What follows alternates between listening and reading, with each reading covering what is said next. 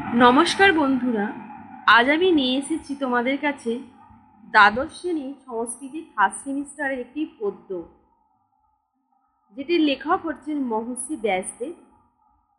এই পদ্যটার নাম হলো যজ্ঞ কর্মসু কৌশলম। এই পদ্য থেকে কিছু এমসিকিউ প্রশ্ন উত্তর আজ আমি তোমাদের কাছে বেশ কিছুদিন পর নতুন ভিডিও নিয়ে এসেছি। তো বন্ধুরা, তোমাদের যদি আরও অন্য কোনো সাবজেক্টের উপরে কোনো প্রশ্ন জানার থাকে আমাকে অবশ্যই কমেন্ট বক্সে একটা কমেন্ট করে জানিও।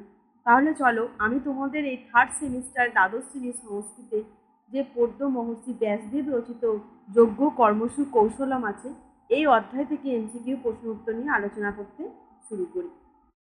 দেখো, একদম প্রথমেই তোমাদেরকে যে প্রশ্নটা নিয়ে আলোচনা করবো সেটা হচ্ছে ভগবদ্গীতা কোন গ্রন্থের অংশ? এই প্রশ্নের উত্তর হবে মহাভারতের অংশ।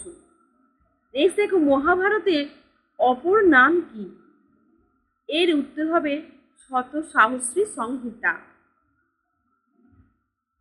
3 নম্বর প্রশ্ন দেখো, মহাভারতের যুদ্ধটি চিহ্নিত করো। এই প্রশ্নের উত্তর হবে কুরুক্ষেত্রের যুদ্ধ।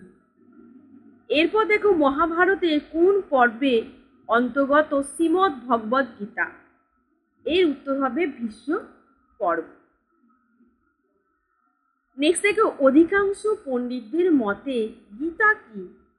এই প্রশ্নের উত্তর হলো মহাভারতের প্রক্ষিপ্ত অংশ। 6 নম্বর দেখো, কোন প্রেক্ষাপটে শ্রীমদ্ ভগবদ্ গীতা রচিত হয়েছিল? এই প্রশ্নের উত্তর হচ্ছে কুরুক্ষেত্র। 7 নম্বর দেখো, কে যুদ্ধক্ষেত্রে পরিজনদের দেখে হতবুদ্ধি সম্পন্ন হন? এই প্রশ্নের উত্তর হবে অর্জুন। অর্জুন কোন বাহনে আরোহণ করে যুদ্ধক্ষেত্রে উপস্থিত হয়েছিল?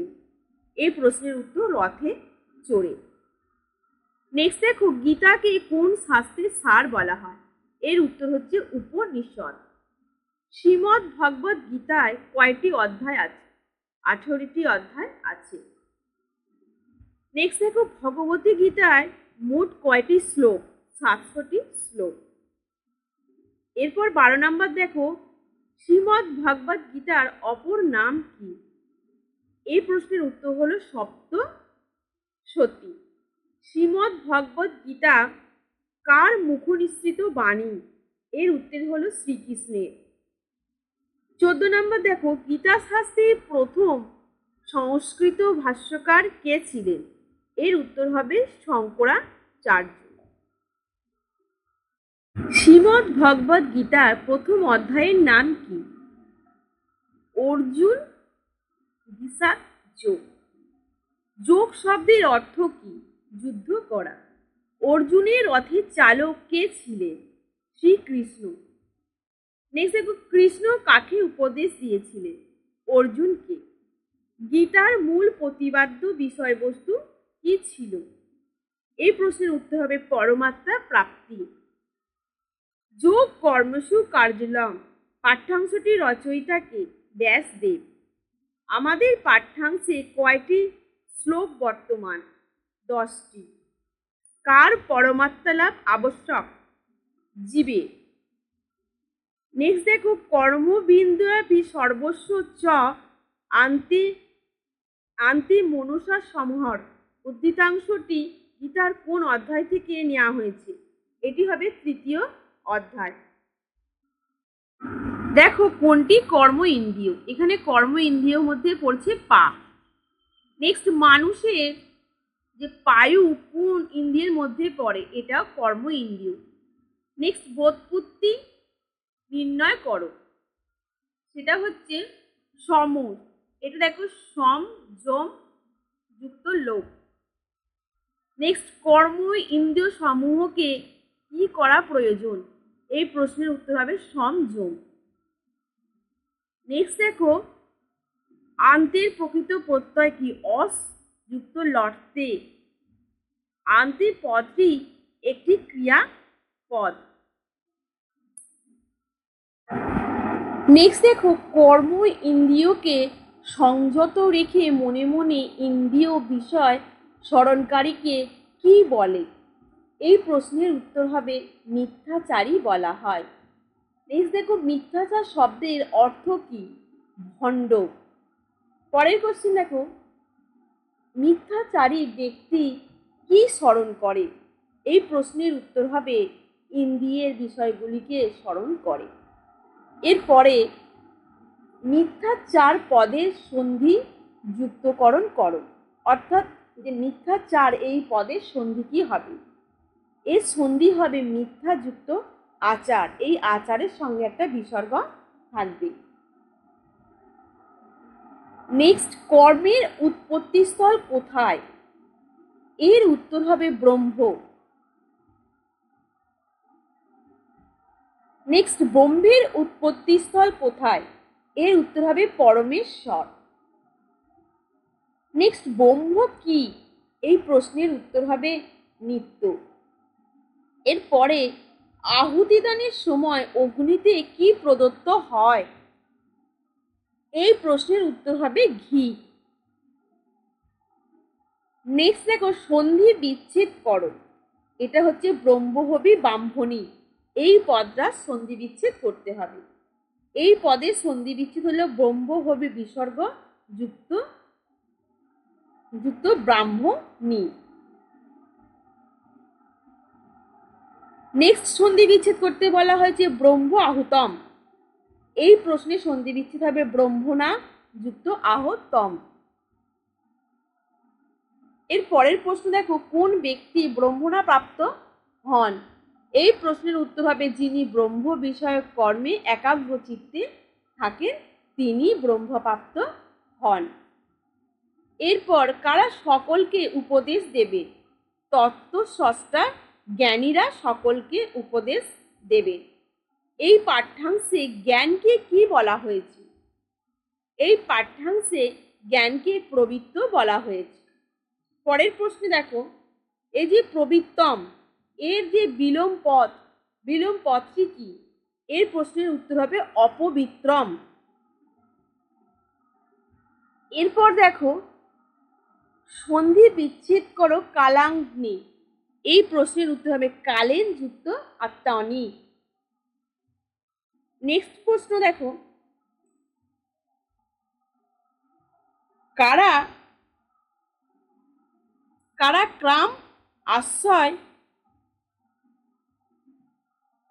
কাম আশ্রয় করে থাকে? এর উত্তর হবে মন ও বুদ্ধিতে। এরপর দেখো শ্রেষ্ঠ ব্যক্তিদের অনুসরণ করে কারা? এই প্রশ্নের উত্তর হবে সাধারণ মানুষেরা। এরপর দেখো জ্ঞানেন্দ্রিয় কটি? জ্ঞানেন্দ্রিয় হলো 5টি। যথা চরতি পদটির সন্ধি কি হবে? এই প্রশ্নের উত্তর হবে যৎ যুক্ত আচরতি। নেক্সট কাম কাকে বিমূঢ় করে? এই প্রশ্নের উত্তর হবে দেহি কে। জ্ঞানকে আচ্ছন্ন করে কে? এই প্রশ্নের উত্তর হবে কাম। নেক্সট প্রশ্ন দেখো বুদ্ধি ও মন এই দুইয়ের মধ্যে শ্রেষ্ঠ কে? এই দুইয়ের মধ্যে শ্রেষ্ঠ হলো বুদ্ধি। এরপর দেখো বুধা এর বাংলা অর্থ কি? এই প্রশ্নের উত্তর হবে বিদ্বান ব্যক্তিগণ।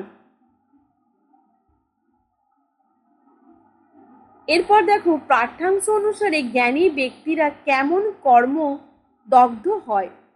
এই প্রশ্নের উত্তর হচ্ছে কাম ও সংকল্পবিহীন কর্ম। নেক্সট দেখো বর্জিত শব্দটির অর্থ কি? এই প্রশ্নের উত্তর হচ্ছে বিহীন।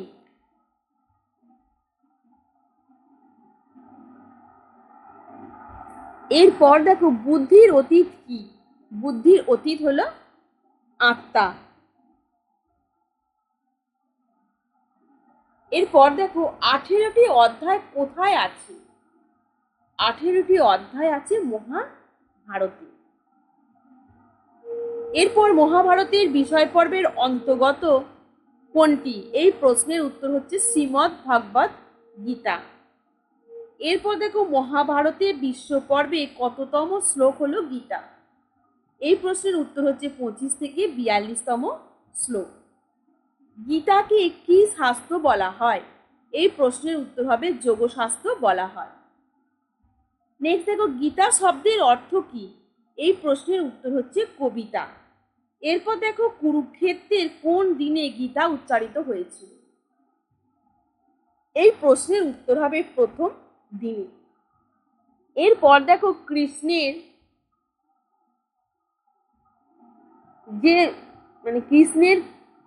কোন কারণে শ্রীমদ্ ভগবদ্ গীতার উদ্ভব ঘটেছিল? এটা হচ্ছে কৃষ্ণের উপদেশে শ্রীমদ্ ভগবদ্ গীতার আবির্ভাব ঘটেছিল। গীতায় উপদেশ দেওয়া হয়েছে কাকে? এই প্রশ্নের উত্তর হবে অর্জুনকে। গীতার প্রতিটি অধ্যায়ের সঙ্গে শব্দটি যুক্ত হয়েছে, অর্থাৎ গীতার প্রতিটি অধ্যায়ের সঙ্গে কোন শব্দ যুক্ত হয়েছে? এর উত্তর হবে যোগ শব্দ যুক্ত হয়েছে। শ্রীকৃষ্ণ অর্জুন সংবাদের অপর নাম কি? এর উত্তর হচ্ছে শ্রীমদ্ ভগবদ্ গীতা। গীতার সম্পূর্ণ নাম কি? শ্রীমদ্ ভগবদ্ গীতা উপনিষদ। অর্জুনের সারথীর নাম কি ছিল? শ্রীকৃষ্ণ। মানুষ কোথায় আবদ্ধ থাকে? মানুষ সংসারে আবদ্ধ থাকে।